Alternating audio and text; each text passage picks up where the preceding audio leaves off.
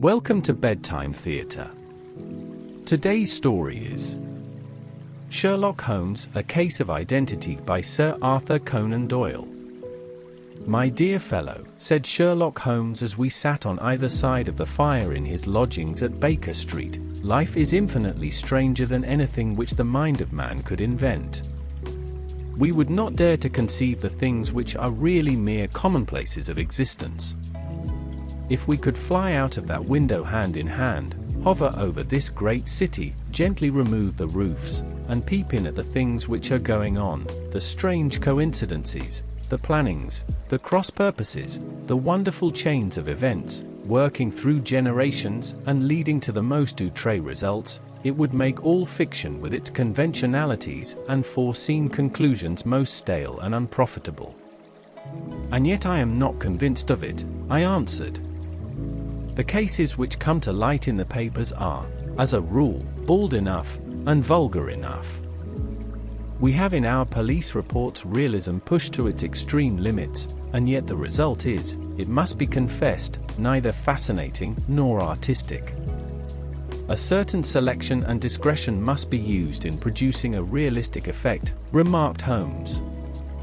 "This is wanting in the police report, where more stress is laid, perhaps, upon the platitudes of the magistrate than upon the details, which to an observer contain the vital essence of the whole matter. Depend upon it, there is nothing so unnatural as the commonplace." I smiled and shook my head. "I can quite understand your thinking so," I said. "Of course, in your position of unofficial advisor and helper to everybody who is absolutely puzzled, throughout 3 continents, you are brought in contact with all that is strange and bizarre. But here," I said as I picked up the morning paper from the ground, "let us put it to a practical test. Here is the first heading upon which I come. A husband's cruelty to his wife. There is half a column of print, but I know without reading it that it is all perfectly familiar to me. There is of course the other woman, the drink, the push, the blow, the bruise, the sympathetic sister or landlady. The crudest of writers could invent nothing cruder. Indeed, your example is an unfortunate one for your argument," said Holmes, taking the paper and glancing his eye down it. "This is the Dundas separation case, and as it happens, I was engaged in clearing up some small points in connection with it. The husband was a teetotaler, there was no other woman, and the conduct complained of was that he had drifted into the habit of winding up every meal by taking out his false teeth and hurling them at his wife, which you will allow, is not an action likely to occur to the imagination of the average storyteller. I have scored over you in your example. Take a pinch of snuff, doctor, and acknowledge that I have scored over you in your example." He held out his snuff-box of old gold, with a great amethyst in the center of the lid.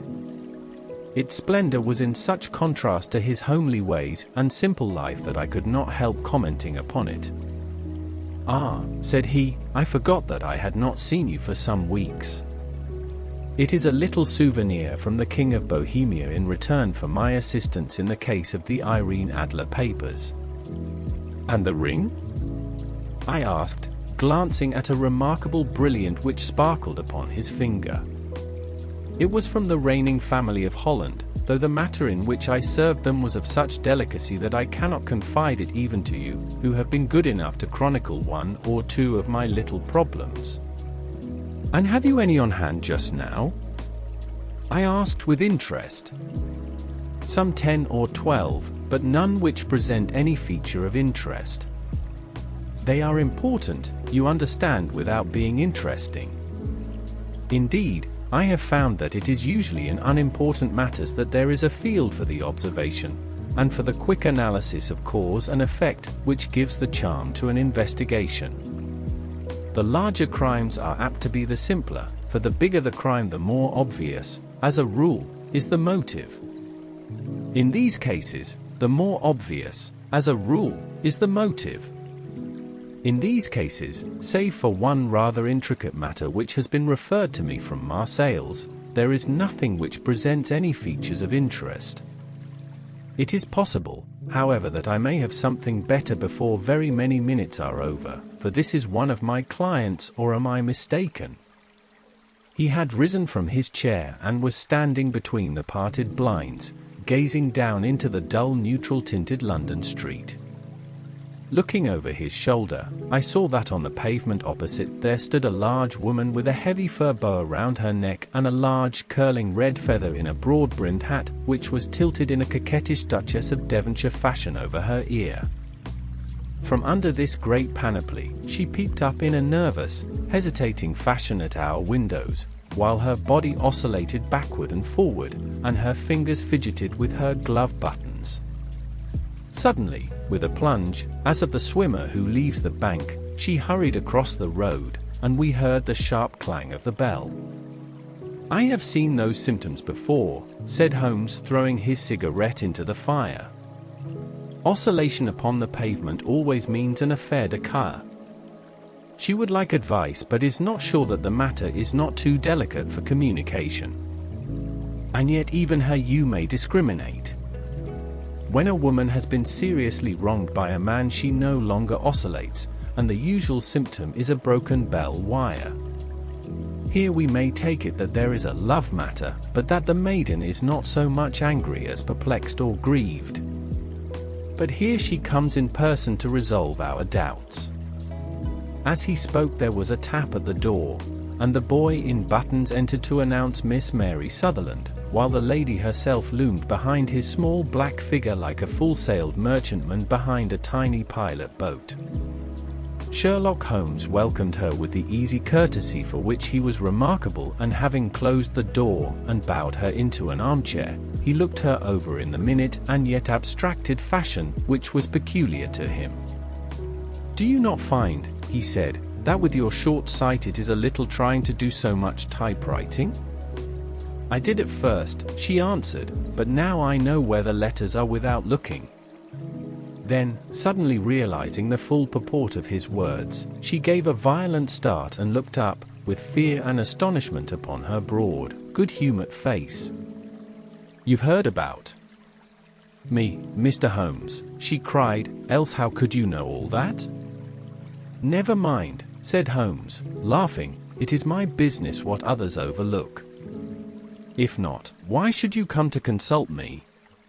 "I came to you, sir, because I heard of you from Mrs. Etheridge, whose husband you found so easy when the police and everyone had given him up for dead. Oh, Mr. Holmes, I wish you would do as much for me. I'm not rich, but still have 100 a year in my own right, besides the little that I make by the machine, and I would give it all to know what has become of Mr. Hosmer Angel." "Why did you come away to consult me in such a hurry?" asked Sherlock Holmes, with his fingertips together and his eyes to the ceiling. Again, a startled look came over the somewhat vacuous face of Miss Mary Sutherland. "Yes, I did bang out of the house," she said, "for it made me angry to see the easy way in which Mr. Windibank, that is, my father, took it all. He would not go to the police, and he would not go to you, and so at last, as he would do nothing and kept saying that there was no harm done, it made me mad, and I just on with my things and came right away to you." "Your father," said Holmes, "your stepfather, surely, since the name is different." "Yes, my stepfather. I call him father, though it sounds funny, too, for he is only 5 years and 2 months older than myself." "And your mother is alive?" "Oh yes, mother is alive and well. I wasn't best pleased, Mr. Holmes, when she married again so soon after father's death, and a man who was nearly 15 years younger than herself. Father was a plumber in the Tottenham Court Road, and he left a tidy business behind him, which mother carried on with Mr. Hardy, the foreman, but when Mr. Windibank came he made her sell the business, for he was very superior, being a traveller in wines. They got £4,700 for the goodwill and interest, which wasn't near as much as father could have got if he had been alive." I had expected to see Sherlock Holmes impatient under this rambling and inconsequential narrative, but on the contrary, he had listened with the greatest concentration of attention. "Your own little income?" he asked. "Does it come out of the business?" "Oh no, sir. It is quite separate and was left me by my Uncle Ned in Auckland. It is in New Zealand stock, paying 4.5%. £2,500 was the amount, but I can only touch the interest." "You interest me extremely," said Holmes. "And since you draw so large a sum as 100 per a year, with what you earn into the bargain, you no doubt travel a little and indulge yourself in every way. I believe that a single lady can get on very nicely upon an income of about £60. I could do with much less than that, Mr. Holmes, but you understand that as long as I live at home, I don't wish to be a burden to them, and so they have the use of the money just while I am staying with them. Of course, that is only just for the time. Mr. Windibank draws my interest every quarter and pays it over to Mother, and I find that I can do pretty well with what I earn at typewriting. It brings me 2 pence a sheet, and I can often do from 15 to 20 sheets in a day." "You have made your position very clear to me," said Holmes.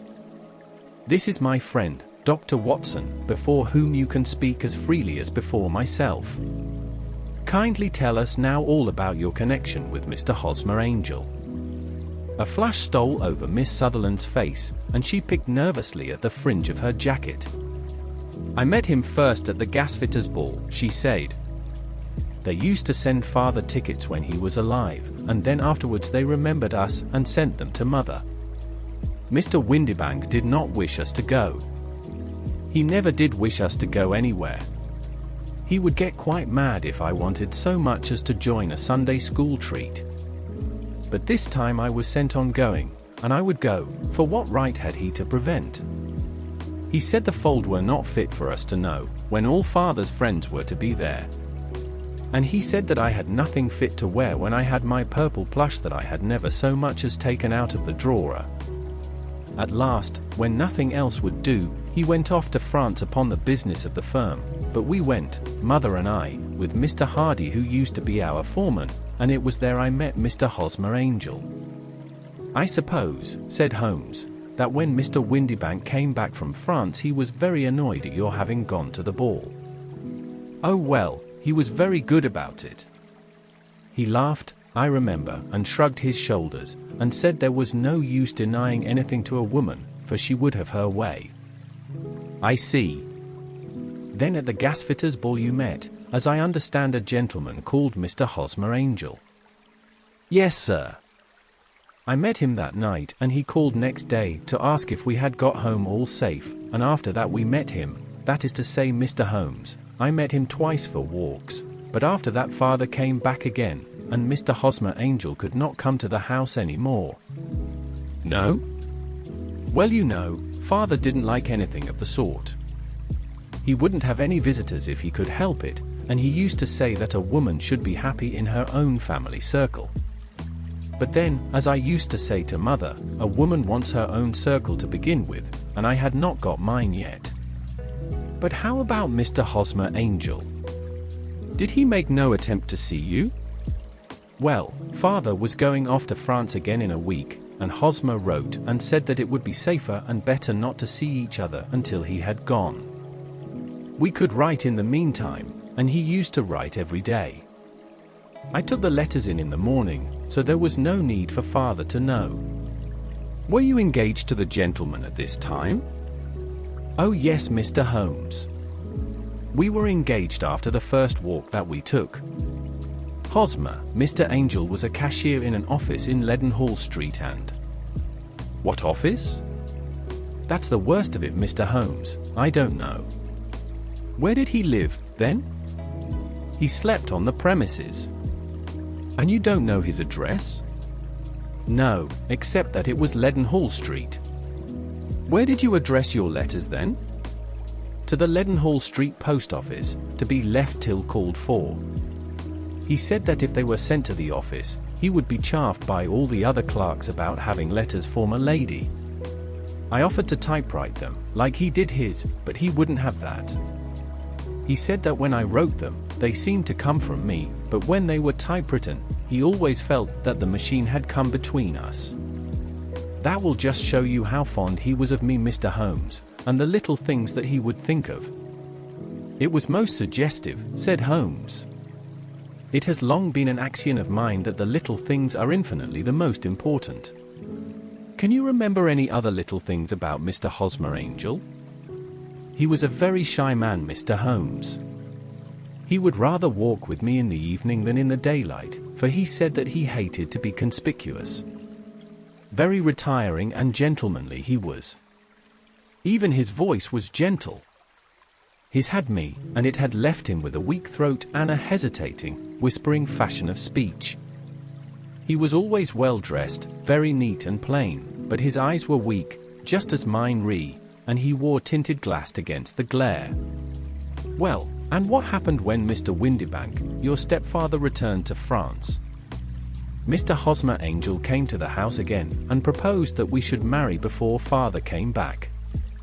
He was in dreadful earnest, and made me swear, with my hands on the testament, that whatever happened I would always be true to him. Mother said he was quite right to make me swear, and that it was a sign of his passion. Mother was all in his favor from the first, and was even fonder of him than I was. Then, when they talked of marrying within the week, I began to ask about father, but they both said never to mind about father, but just to tell him afterwards, and mother said she would make it all right with him. I didn't quite like that, Mr. Holmes. It seemed funny that I should ask his leave, as he was only a few years older than me, but I didn't want to do anything on the sly, so I wrote to father at Bordeaux, where the company has its French offices. The letter came back to me on the very morning of the wedding. It missed him then? Yes, sir, for had started to England just before it arrived. Ha, that was unfortunate. Your wedding was arranged then for Friday. Was it to be in church? Yes, sir, but very quietly. It was to be St. Saviour's, near King's Cross, and we were to have breakfast afterwards at the St. Pancras Hotel. Hosmer came from us in a hansom, but as there were two of us, he put us both into it and stepped himself into a four-wheeler, which happened to be the only other cab in the street. We got to the church first, and when the four-wheeler drove up, we waited for him to step out, but he never did, and when the cabman got down from the box and looked, there was no one there. The cabman said that he could not imagine what had become of him, for he had seen him get in with his own eyes. That was last Friday, Mr. Holmes, and I have never seen or heard anything since then to throw any light upon what became of him. It seems to me that you have been very shamefully treated, said Holmes. Oh no, sir. He was too good and kind to leave me so. Why, all the morning he was saying to me that, whatever happened, I was to be true, and that even if something quite unforeseen occurred to separate us, I was always to remember that I was pledged sooner or later. It seemed strange talk for a wedding morning, but what has happened since gives a meaning to it. Most certainly it does. Your own opinion is, then, that some unforeseen catastrophe has occurred to him? Yes, sir. I believe that he foresaw some danger, or else he would not have talked so. Then I think that what he foresaw happened. But you have no notion as to what it could have been? None. One more question. How did your mother take the matter? She was angry and said I was never to speak of the matter again. And your father? Did you tell him? Yes, and he seemed to think with me that something had happened, and that I should hear of Hosmer again. As he said, what interest could anyone have in bringing me to the doors of the church, and then leaving me? Now, if he had borrowed my money, or if he had married me and got my money settled on him, there might be some reason, but Hosmer was very independent about money and never would look at a shilling of mine. And yet, what could have happened? And why could not write? Oh, it drives me half mad to think of it, and I can't sleep a wink at night. She pulled a little handkerchief out of her muff and began to sob heavily into it. I shall glance into the case for you, said Holmes, rising, and I have no doubt that we shall reach some definite result. Let the weight of the matter rest upon me now, and do not let your mind dwell upon it further. Above all, try to let Mr. Homer Angel vanish from memory, as he has done from your life." "Then you don't think I'll see him again?" "I fear not." "Then what has happened to him again?" "I fear not." "Then you don't think I'll see him again?" "I fear not." "Then what has happened to him?" "You will leave that question in my hands. I should like an accurate description of him and any letters of his which you can spare." "I advertised for him in last Saturday's Chronicle," said she. "Here is the slip and her offer letters from him." "Thank you. You have made your statement very clearly. You will leave the papers here, and remember the advice which I have given you. Let the whole incident be a sealed book, and do not allow it to affect your life." "You are very kind, Mr. Holmes, but I cannot do that. I shall be true to Hosmer. He shall find me ready when he comes back." For all the preposterous hat and vacuous face, there was something noble in the simple faith of our visitor which compelled our respect. She laid her little bundle of papers upon the table and went her way, with a promise to come again whenever she might be summoned. Sherlock Holmes sat silent for a few minutes with his fingertips still pressed together, his legs stretched out in front of him, and his gaze directed upwards to the ceiling. Then he took down from the rack the old and oily clay pipe, which was to him as a counselor, and having lit it, he leaned back in his chair, with the thick blue cloud wreath spinning up from him, and a look of infinite languor in his face. "Quite an interesting study, that maiden," he observed. "I found her more interesting than her little problem, which by the way is rather a trite one. You will find parallel cases, if you consult my index, in Andover in '77, and there was something of the sort at The Hague last year. Old as is the idea, however, there were one or two details which were new to me. But the maiden herself was most instructive." "You appear to read a good deal upon her which was quite invisible to me," I remarked. "Not invisible but unnoticed, Watson. You did not know where to look, and so you missed all that was important. I can never bring you to realize the importance of sleeves, the suggestiveness of thumbnails, or the great issues that may hang from a bootlace. Now, what did you gather from that woman's appearance?" "Describe it?" "Well, she had a slate-colored, broad-brimmed straw hat, with a feather of a brickish red. Her jacket was black, with black beads sewn upon it, and a fringe of little black jet ornaments. Her dress was brown, rather darker than coffee color, with a little purple plush at the neck and sleeves. Her gloves were grayish and were worked through at the right forefinger. Her boots I didn't observe. She had small, round and hanging gold earrings, and a general air of being fairly well-to-do in vulgar, comfortable, easygoing way." Sherlock Holmes clapped his hands softly together and chuckled. "'Pon my word, Watson, you are coming along wonderfully. You have really done very well indeed. It is true that you have missed everything of importance, but you have hit upon the method, and you have a quick eye for color. Never trust to general impressions, my boy, but concentrate yourself upon details. My first glance is always at a woman's sleeve. In a man it is perhaps better first to take the knee of the trouser. As you observe, this woman had plush upon her sleeves, which is a most useful material for showing traces. The double line a little above the wrist, where the typewritist presses against the table, was beautifully defined. The sewing machine, of the hand type, leaves a similar mark, but only on the left arm, and on the side of its farthest from the thumb, instead of being right across the broadest part, as this was. I glanced at her face and observing the dint of a pince-nez at either side of her nose. I ventured a remark upon short sight and typewriting, which seemed to surprise her. It surprised me. But surely it was obvious.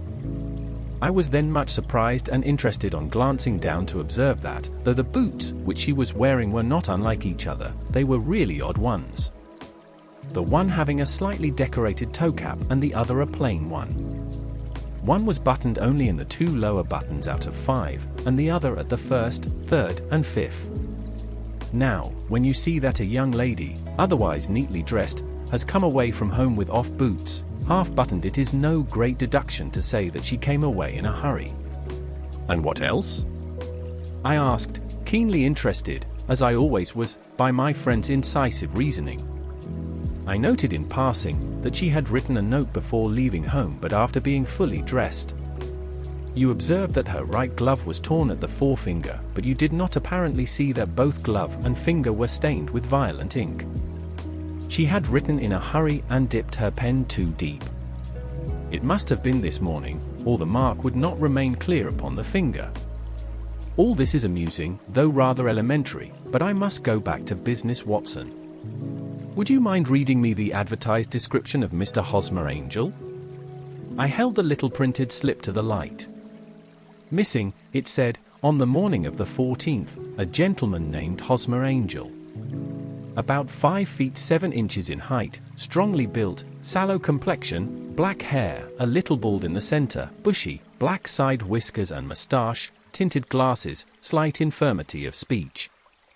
Was dressed, when last seen, in a black frock coat faced with silk, black waistcoat, gold Albert chain, and grey Harris tweed trousers with brown gaiters over elastic-sided boots.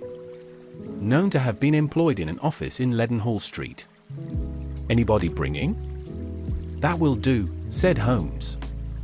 As to the letters, he continued, glancing over at them, they are very commonplace. Absolutely no clue in them to Mr. Angel, save that he quotes Balzac once. There is one remarkable point, however, which will no doubt strike you. They are typewritten. Look at the neat little Hosmer Angel at the bottom. There is a date, you see, but no superscription except Leadenhall Street, which is rather vague. The point about the signature is very suggestive. In fact, we may call it conclusive. Of what?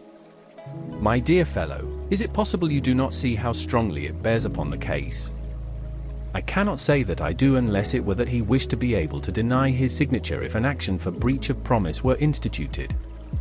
No, that was not the point. However, I shall write 2 letters, which should settle the matter. One is to a firm in the city, the other is to young lady's stepfather, Mr. Windybank, asking him whether he could meet us here at 6 o'clock tomorrow evening. It is just as well that we should do business with the male relatives. And now, Doctor, we can do nothing until the answers to those letters come, so we may put our little problem upon the shelf for the interim. I had so many reasons to believe in my friend's subtle powers of reasoning and extraordinary energy in action that I felt that he must have some solid grounds for the assured and easy demeanor with which he treated the singular mystery which he had been called upon to fathom. Once only had I known him to fail, in the case of the King of Bohemia and of the Irene Adler photograph, but when I looked back to the weird business of the sign of 4 and the extraordinary circumstances connected with a study in scarlet, I felt that it would be strange tangle indeed which he could not unravel. I left him then, still puffing at his black clay pipe, with the conviction that when I came again on the next evening I would find that he held in his hands all the clues which would lead up to the identity of the disappearing bridegroom of Miss Mary Sutherland. A professional case of great gravity was engaging my own attention at the time, and the whole next day I was busy at the bedside of the sufferer. It was not until close upon 6 o'clock that I found myself free and was able to spring into a hansom and drive to Baker Street. Half afraid that I might be too late to assist at the denouement of the little mystery, I found Sherlock Holmes alone, however, half asleep, with his long, thin form curled up in the recesses of his armchair. A formidable array of bottles and test tubes, with the pungent, cleanly smell of hydrochloric acid, told me that he had spent his day in the chemical work which was so dear to him. "Well, have you solved it?" I asked as I entered. "Yes. It was bisulfate of baryta." No, the mystery!" I cried. "Oh, that!" I thought of the salt that I have been working upon. There was never any mystery in the matter, though, as I said yesterday, some of details are of interest. The only drawback is that there is no law. I fear that I can touch the scoundrel. Who was he then, and what was his object in deserting Miss Sutherland? The question was hardly out of my mouth, and Holmes had not yet opened his lips to reply, when he heard a heavy footfall in the passage and a tap at the door. "This is the girl's stepfather, Mr. James Windybank," said Holmes. "He has written to me to say that he would be here at 6. Come in." The man who entered was a sturdy, middle-sized fellow, some 30 years of age, clean-shaven and sallow-skinned, with a bland, insinuating manner, and a pair of wonderfully sharp and penetrating grey eyes. He shot a questioning glance at each of us, placed his shiny top hat upon the sideboard, and with a slight bow sidled down into the nearest chair. "Good evening, Mr. James Windibank," said Holmes. "I think that this typewritten letter is from you, in which you made an appointment with me for 6 o'clock. "Yes, sir. I am afraid that I am a little late, but I am not quite my own master, you know. I am sorry that Miss Sutherland has troubled you about this little matter, for I think it is far better not to wash linen of the sort in public. It was quite against my wishes that she came, but she is a very excitable, impulsive girl, as you may have noticed, and she is not easily controlled when she has made up her mind on a point. Of course, I did not mind you so much, as you are not connected with the official police, but it is not pleasant to have a family misfortune like this noised abroad. Besides, it is useless expense, for how could you possibly find this Hosmer Angel?" "On the contrary," said Holmes quietly, "I have every reason to believe that I will succeed in discovering Mr. Hosmer Angel." Mr. Windibank gave a violent start and dropped his gloves. "I am delighted to hear it," he said. "It is a curious thing," remarked Holmes, "that a typewriter has really quite as much individuality as a man's handwriting. Unless they are quite new, no two of them write exactly alike. Some letters get more worn than others, and some wear only on one side. Now, you remark in the note of yours, Mr. Windibank, that in every case there is some little slurring over the E, and a slight defect in the tail of the R. There are 14 other characteristics, but those are more obvious.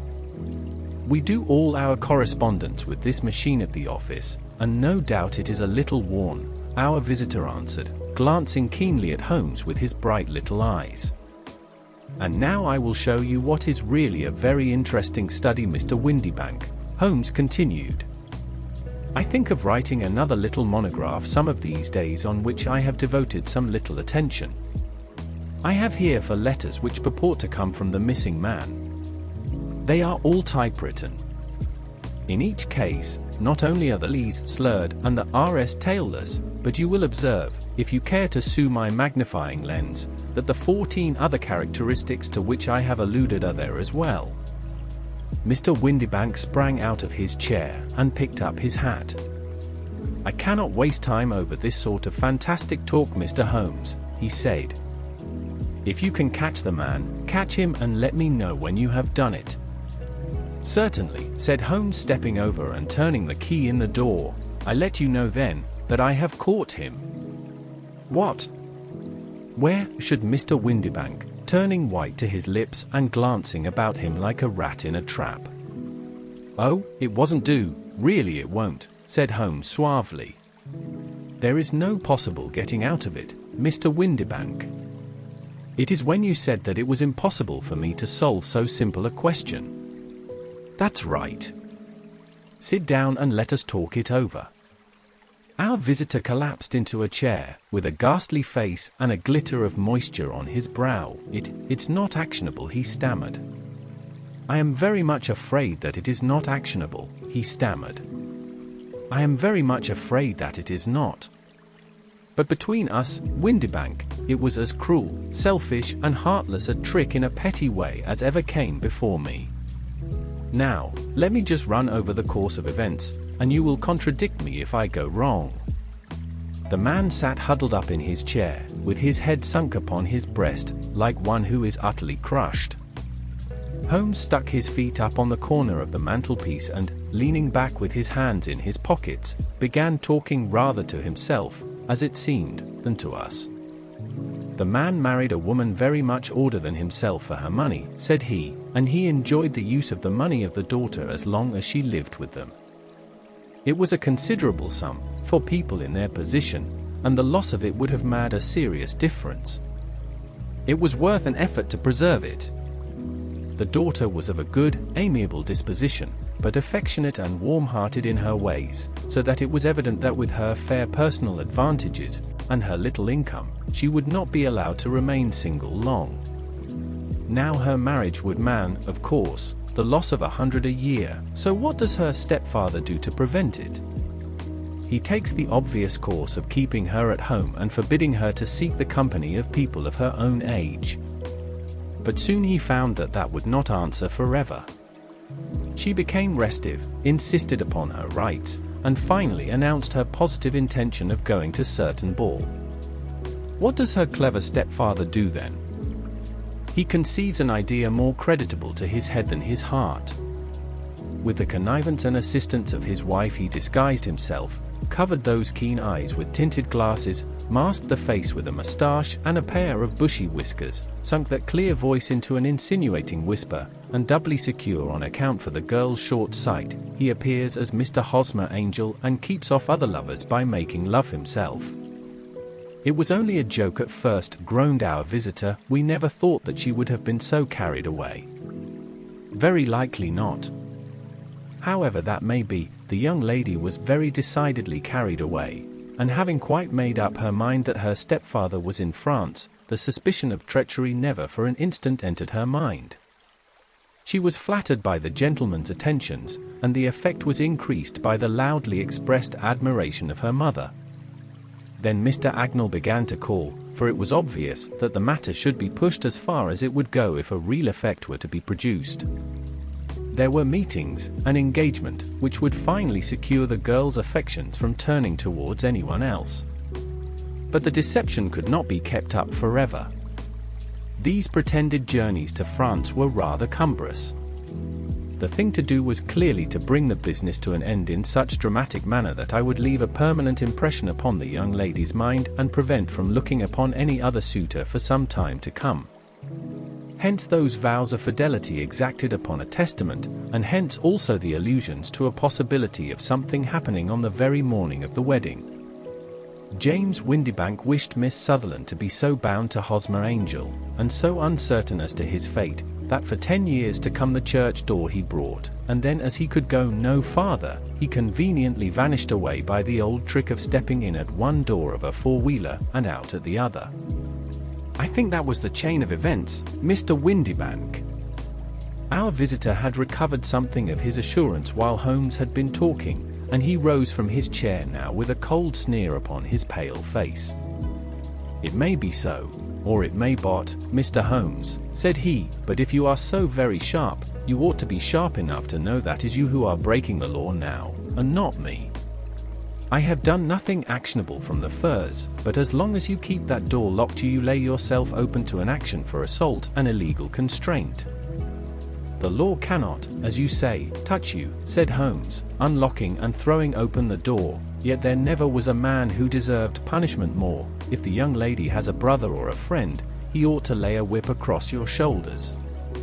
By Jove," he continued, flushing up at the sight of the bitter sneer upon the man's face, "it is not part of my duties to my client, but here's a hunting crop hand, and I think I shall just treat myself." As he took 2 swift steps to the whip, but before he could grasp it there was a wild clatter of steps upon the stairs, the heavy hall door banged, and from the window we could see Mr. James Windibank running at the top of his speed down the road.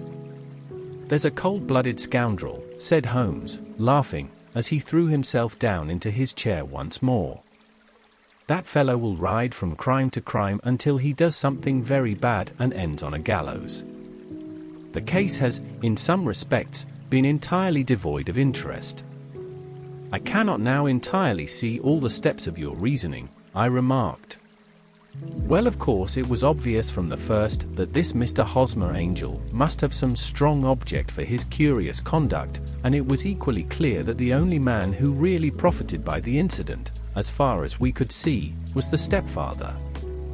Then the fact that the 2 men were never together, but that the one always appeared when the other was away was suggestive. So were the tinted spectacles and the curious voice, which both hinted at a disguise, as did the bushy whiskers. My suspicions were all confirmed by his peculiar action in typewriting his signature, which of course inferred that his handwriting was so familiar to her that she would recognize even the smallest sample of it. You see, all these isolated facts together with many minor ones, all pointed in the same direction. And how did you verify them? Having once spotted my man, it was easy to get corroboration. I knew the firm for which this man worked. Having taken the printed description, I eliminated everything from it which could be the result of a disguise: the whiskers, the glasses, the voice, and I sent it to the firm with a request that they would inform me whether it answered to the description of any of their travelers. I had already noticed the peculiarities of the typewriter, and I wrote to the man himself at his business address, asking him if he would come here. As I expected, his reply was typewritten and revealed the same trivial but characteristic defects. The same post brought me a letter from West House and Marbank of Fenchurch Street to say that the description tallied in every respect with that of their employee, James Windibank. Voila tout! And Miss Sutherland? If I tell her, she will not believe me. You may remember the old Persian saying, "There is danger for him who taketh the tiger cub, and danger also for whoso snatches a delusion from a woman." There is as much sense in Hafiz as in Horace, and as much knowledge of the world. Thank you for listening. Join me next time for Sherlock Holmes and Dr. Watson in the Boscombe Valley Mystery. Be sure to like, subscribe, and turn on your notifications so you don't miss any of the exciting stories read on this channel.